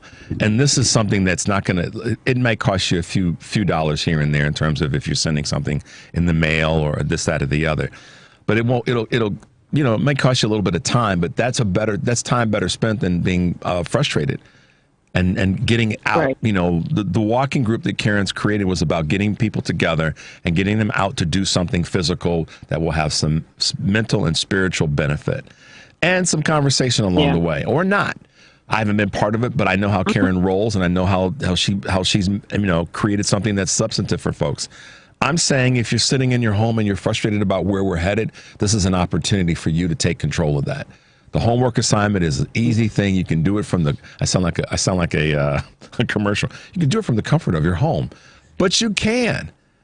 And then this is what I'm going to guarantee everybody. If you start to do the research on the top 500 or the Fortune 500 companies in America, and you do 10 a week for whatever, 50 a week, whatever your breakdown is for 10 weeks, 5 days, however you decide to do it, I guarantee you what you're going to get from that is information that you did not know about that organization, some good, some not so good, and in terms of political and social. And even economic, that will allow you to go, okay, let me do a little bit more digging. And then you'll go down the positive rabbit hole of finding out more information about an organization where you can now be a participant in the fix as we go forward. What say you, Karen? Yeah, I say that's a great idea. And I think that, maybe do a one letter writing campaign, flood, let's say Facebook today, okay? Flood the mailing address at Facebook with letters, You know, everybody write letters to Facebook this week the week of the inauguration and say we are not okay with you guys bending the knee. I'm you got my head, the wheels spinning right now. So I think that would be a great thing, and but have a call to action, one specific call to action. Today we call. Here's the number. This is what you need to say, and have a little, short little script or today we're going to write letters. Everybody write letters and send it to this address, and really just kind of take that initiative. And if you guys need some support or just thought process in that, send me an email. Email me at richard@wcpt820.com. I promise you, I will be there to support you in this effort and give you some additional ways of reaching out to people. Hell, I'll sit down and write a letter with you. I have no shame. Shame's not the right word. My ego's not that big because I want to see people be involved. I want to see people be able to get themselves self-actuated and do something. And I think this is an opportunity. Mm-hmm. Karen, here's the visual. Yeah, I think when you said that about the letters, here's a visual. Sorry, I didn't mean to cut you off, dear. It's the court scene in the movie Miracle on 34th Street. Remember that scene when all those letters came barreling in to the courtroom you remember that scene in the movie with Natalie, okay? That's what we want for these companies, to get that just overwhelming amount of outreach from everyday citizens. I know it sounds corny, guys, but that's the opportunity that we have. Well, we have to take our power back, and, we need to make sure that, these corporations, these companies know who is in charge, and it is the consumers, and that we are going to be out there telling our friends and family, posting on social media. We are going to continue to write letters and make phone calls, flood your lines, jam up the works, here I'm thinking, just thinking off the top of my head, all the customer service lines and just jam them up. Well, listen, I got to tell you something. You're right. Exactly. We got to hit this break, but we've had a couple people that have sent me text messages this morning that want to connect with you in terms of your walking group and some of your other stuff. So I'll get that information. I'll share it with you indirectly so that I'm not giving your information out that way. But all right. Listen, my friend, happy Friday, happy weekend to you. I'm glad we were able to chop it up this morning. You too. And Happy New Year to everybody. If we don't speak, Happy New Year. And take a breath. Yeah. Everybody take a breath. There you go. All right, be Karen. Be good to yourselves and be good to your community. So, all right. Love you guys. Be well. Talk to you soon. Be well. Bye-bye. Bye now. All right, quick break. Come back. We got calls. We're going to grab your calls right after the break. 773-763-9278. We'll be right back, guys. Prescriptions require an online consultation with a healthcare provider who will determine if appropriate. Restrictions apply. See website for details and important safety information. Subscription required. Price varies based on product and subscription plan. Hi, I'm Dr. Peter Stahl, board-certified urologist and Senior Vice President of Men's Sexual Health at HIMSS. In my 12 years of practice as a reproductive urologist, I've helped many guys with ED, and it has never been more convenient to treat than it is right now, thanks to HIMSS. It really wasn't easy before. You had to take time out of your day, come to a physical office, and see a specialist like me in person. Now, through HIMSS.com, you can get world-class sexual health care and a full range of treatment options for ED through a 100% online process. It starts with a free assessment from a medical provider licensed in your state who can determine if ED treatment is right for you. If prescribed, your medication is shipped to you for free. So don't wait. Join the hundreds of thousands of guys who've gotten help for their ED through HIMSS. To start your free online visit and find ED treatment at up to 95% off brand name prices, go to HIMSS.com/joy. That's HIMSS.com/joy for your free online visit. Have you heard? Affordable healthcare is better than ever. And right now there are more carriers and plans to choose from. If you're between 18 and 64 years old with a household income of $25,000 or less, this message is for you. Right now the government's Affordable Care Act is available for individual and family health coverage plans with little or no cost to you. Don't gamble with your health. Call Healthcare for All at 800-264-0899. That's 800-264-0899. You're listening to WCPT 820. Here's the latest Chicago weather update. From the Weatherology Weather Center, I'm meteorologist Michael Caro. Cloudy skies for today with rain developing, some patchy fog possible as well, high temperatures in the upper 40s. Then for tonight, rain looks to continue, again some patchy areas of fog, a low of 46. Looking to dry things out for your Saturday, just stuck with some cloud cover, lower 50s for highs, and a chance for rain returning for your Sunday, high of 46. And that's your latest Chicago weather update. Right now it's 48. I'm Smokey Bear, and I made an assistant to help you out, because only you can prevent wildfires. Hey, Assistant Smokey Bear, call me Papa Bear, because I'm grilling up dinner. Do you get it? Yes, good job. So, what should I do with all these coals? Don't just toss them out. Put them in a metal container because those embers can start a wildfire. I understand. The stakes are high. Ha, ha, ha, ha. Learn more at SmokeyBear.com. Brought to you by the U.S. Forest Service, your state forester, and the Ad Council. Because facts matter. You're listening to WCPT 820. You're listening to Choose Views with Richard Chew on WCPT 820, Chicago's Progressive Talk. Hey guys, welcome back to Choose Views, 773-763-9278. Yeah, the text line is lit up, and I'm glad that you guys are reaching out, and hopefully I'm able to keep pace with you as much as possible. So thank you. I'm going to just do it this way. I'm going to yell out the prefix, and that way they'll know that I'm getting them. Thank you to 331. Thank you to 708. Thank you to 847-773-224. You guys are awesome. Thank you for those. I don't want to mention your name unless you actually give me your name out of respect, and I'm sure it's not going to give out your phone number. So thank you.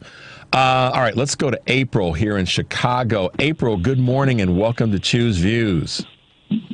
Good morning to you, and let me say I am definitely not an early riser. Well, what you doing up so early then? You should be sleeping. I quite agree, but I had to do some work. But let me tell you that the one or two times, no, it's been a little bit more than that, but that I've heard your voice. You have such a calming and reassuring voice, and I really wanted to let you know that. Thank you. No, thank you, especially at this time. I have to say, I have checked out since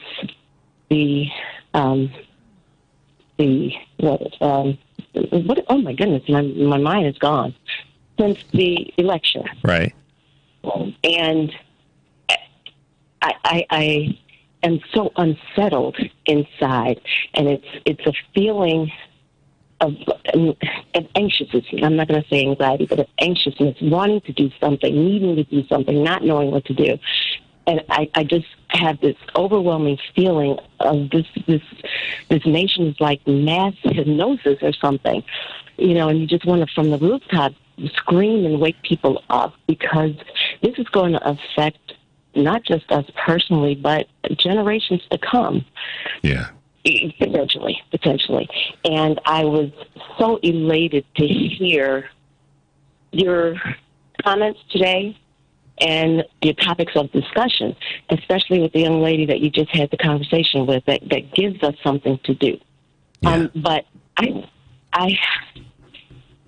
it sort of surprises me that that never came to mind, because wasn't that what apartheid was about?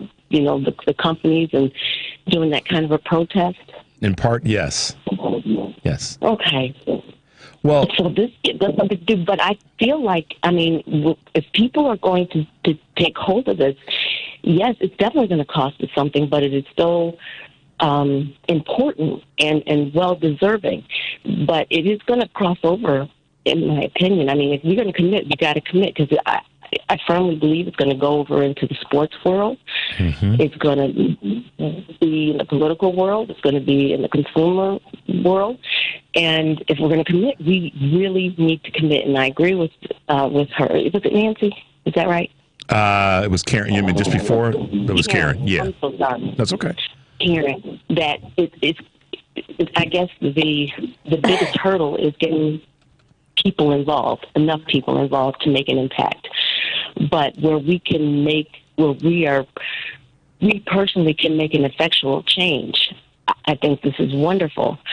But if we're going to be concerned, And that's the absolute only thing I can credit this human for, is that he really made the majority politically aware, where I think a lot of people weren't, or it was, half, I don't want to swear, half done, where people were knowledgeable and really concerned about the political realm and how impactful it is on our every single day lives.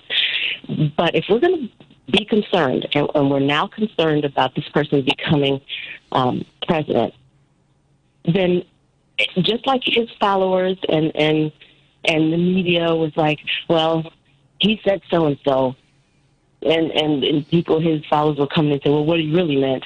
And then the media and some other people were like, well, that's not what he meant. He meant what he said, not how you're trying to change it. And if people really believe that, and if the reporters really believe that, then yes, we're able to do what you're saying, be more mindful of where we're spending our dollars. But why aren't we across the board showing the concern that we have? Because I firmly do not believe the election was fair. And you see these reports that he had been saying, I don't need your votes, I already have your votes, and all that kind of thing. Yeah. I have never in my lifetime seen the map that red. To me, it's just unbelievable.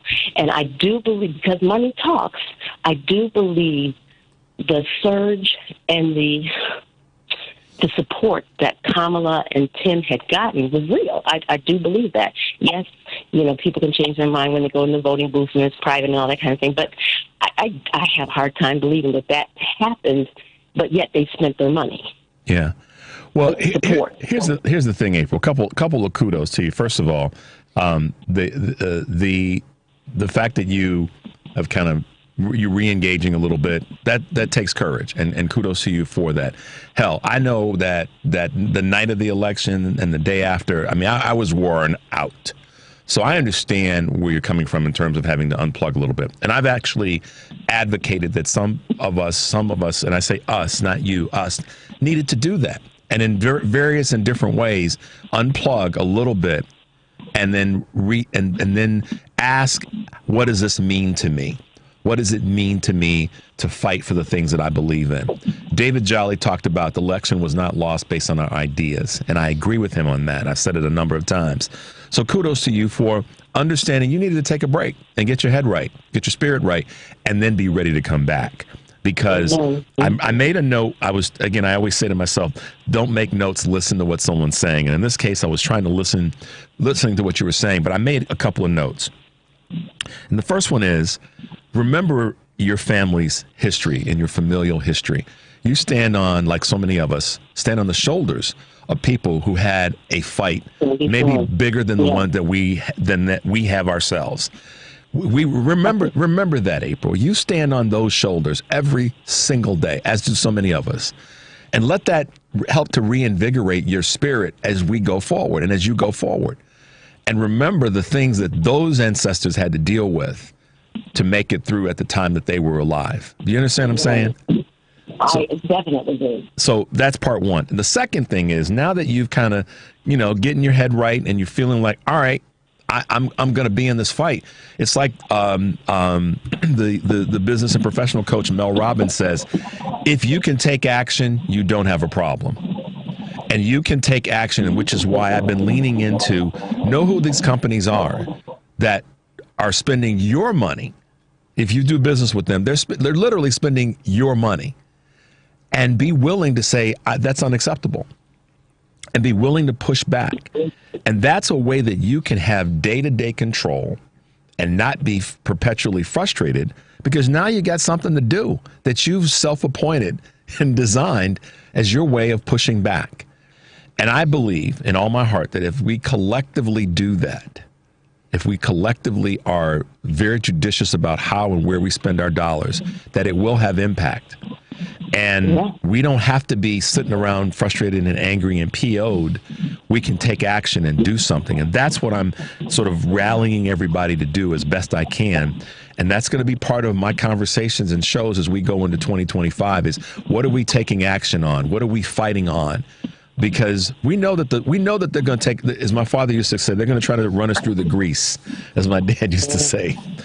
But we also know we're going to fight back. And we know that if we collectively, we're going to do it.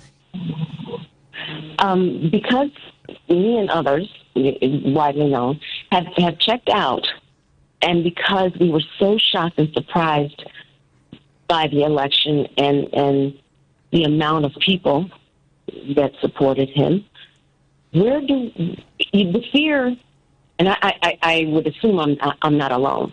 So when you want to check in, who do you go to? Where do you go to? How do you?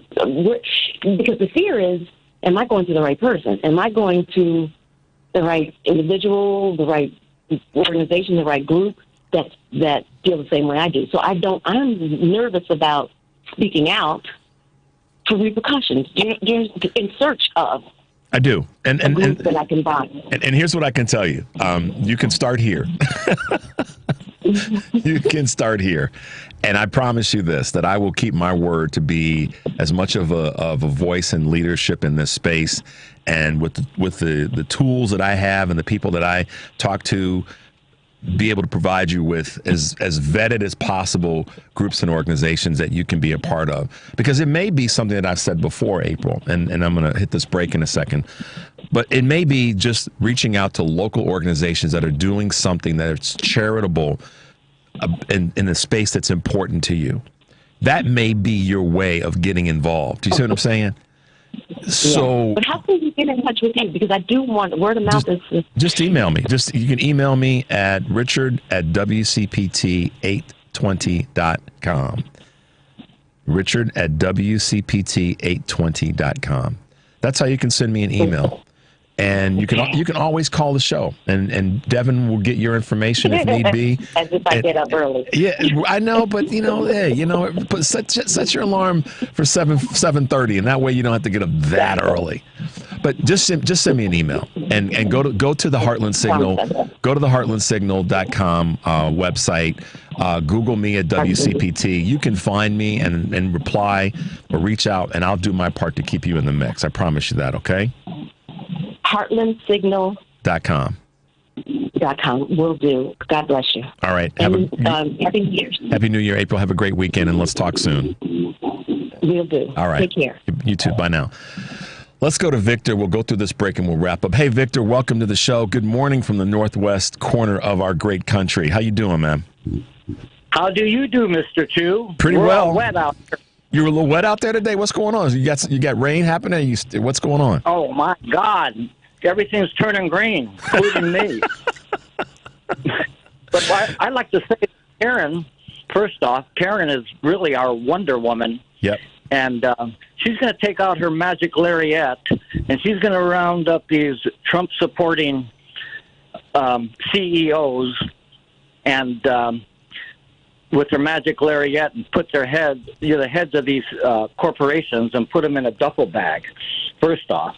And second, Donald Trump, the puppet masters have put a muzzle on Donald Trump, and all he can talk about now is Panama Canal and Greenland, and that's about it.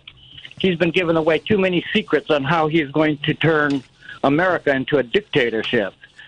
And, in fact, Elon Musk, and Vivek Ramaswamy, two of Trump's new members in his administration, came out with a speech that really made that got him in hot water and made everyone upset. They said that they want to hire people from India and China and Indonesia to work in the tech industry instead of training Americans here in this country to fill those positions. Yep. The MAGA crowd was screaming at them. And, we're going to have a race war, but it won't be between black and white people. It's going to be between Hispanic people and Donald Trump's National Guard or his ICE, probably 50,000 new employed ICE agents.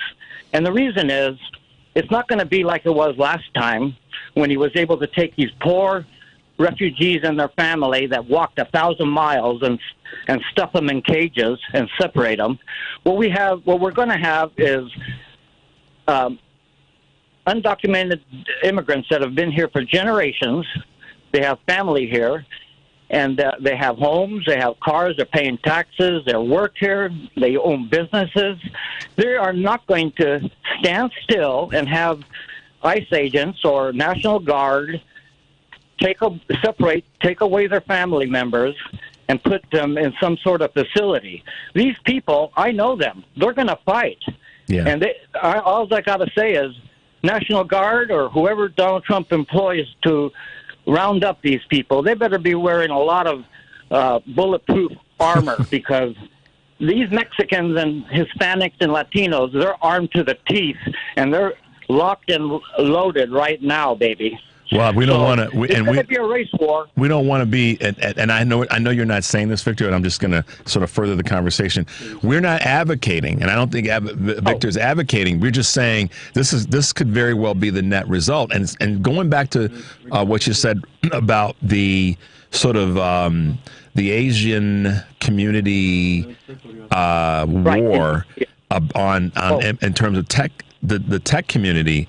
Yeah, that's a story that they're trying to keep quiet right now in terms of what's happening there with people that are overstaying their visas. But I talked about this a year plus ago on the family meeting. I've talked about it on this show, that they're not paying attention to this other thing that's happening. And I appreciate you having the courage to mention it. But that is the white tech bros are starting to get a little bit their feathers ruffled about the number of the Asian bros, tech bros, and there's going to be a battle there. Point, I'm not crazy. You're right on point. You're right on point, Richard. And so you're right. You and Karen are completely correct. The consumer needs to vote with their pocketbook, and that means boycott all these Trump-supporting corporations. And even though I don't believe boycotts are a perfect answer, they will send the message loud and clear. That's right. So you're right, Richard. Keep up the great work, and hopefully there won't be all this violence and bloodshed when Donald Trump sends out the troops to collect or separate families. Hispanic families that are there for generations. But we're just saying, be prepared. Yeah, be prepared because it's something that we certainly may be witnessing. So, Victor, as always, my man, thank you for the call and the contribution to the show. I'm going to grab another call before we wrap up today. Have a good weekend, okay? Ciao, Mr. Chu. You got it, man. All right. Adios, Victor. Let's go real quickly. Let's go to Jim here in Chicago. Hey, Jim, welcome to the show. We're going to wrap up. What's happening, man? What's going on? I got two things. I know we're wrapping up, but I'll just go with one. What? I think there's a great opportunity for the clergy to protect the vulnerable, the immigrants, and go ahead and let this a-hole arrest the clergy. And it would be great PR for the clergy and religion in general to do what they're supposed to do, is take care of the vulnerable. And I think that's an outstanding way of doing this. Jim, that's such a good point. The least among us, that's kind of where some of that's coming from. I don't want to put words in your mouth, but I know what you're saying. What was the second thing, Jim? You said you had two things. Go for it. I was just surrounded by a bunch of MAGA just a few minutes ago, and they're telling me how, because they know I'm progressive, and they're telling me about Trump's tax cuts and all that.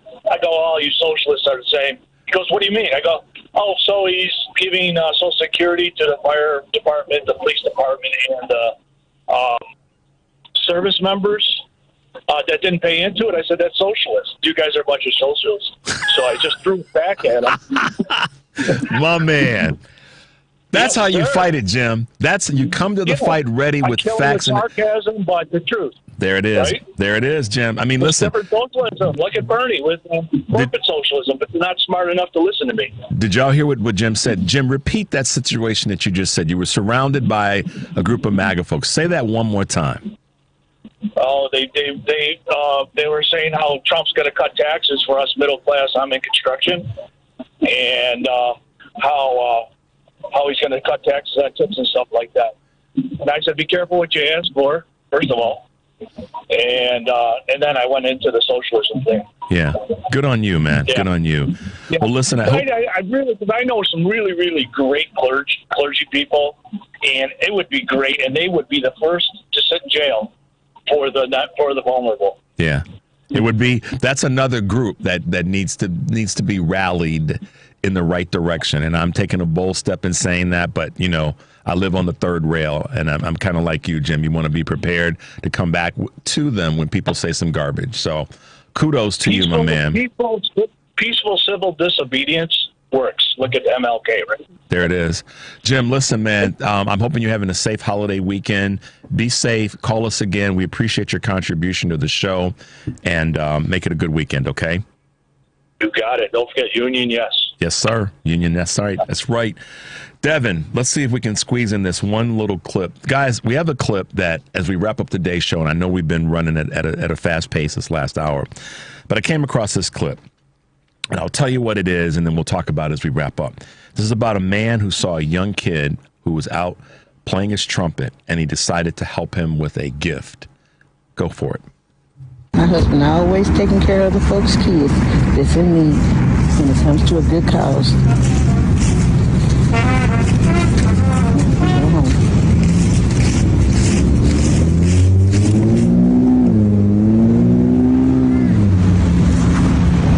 Merry Christmas.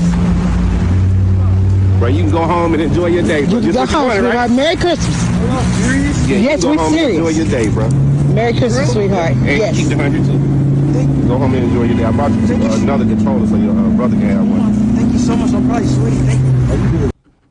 Okay, so what was that? It's hard to hear all of it, but it's a clip of a young man who's been out playing his trumpet to raise money to get a game box. I don't know them well enough. It's PS something or other, but PS5. Thank you, Devin. And this couple, and I'm not sure what city it's in. I think it may have been down in Georgia. I'm not sure exactly, but the point of this is this couple decided that they were going to go out and buy him this gift so that he wouldn't have to be out. He was playing his trumpet in the median to raise money to get this gift, to get this particular game. Teenage boy, probably 15 years old, and a young man, I should say. And this couple decided to hook him up. So why did I want to play that clip today at the end of the show? That's what the spirit is all about. That's what the meaning of the season should be all about. And we as progressives, we take the lead in that space. Let me remind you who you are as a progressive. So April, I know that you've been sad, but you can come out now and fight. And to anybody else out there, this is what we do. We give from the heart to the people that we love and know and people that we don't even know. Do not let these punks take this away from us. I'm certainly not going to let them rob our spirit. Not going to let them do that to us. And so for that couple to find their way back to that median and get this young man a gift that he was out there working for says that we can allow that good spirit in us to come out to help those around us. And yeah, we got some tough fights in front of us. But don't let the fight or don't let the circumstances prevent you from doing the thing that you know that can benefit someone else. I'll leave you with that this weekend. As always, it's great to be with you. Take a deep breath. Make your life count. We'll see you next Monday.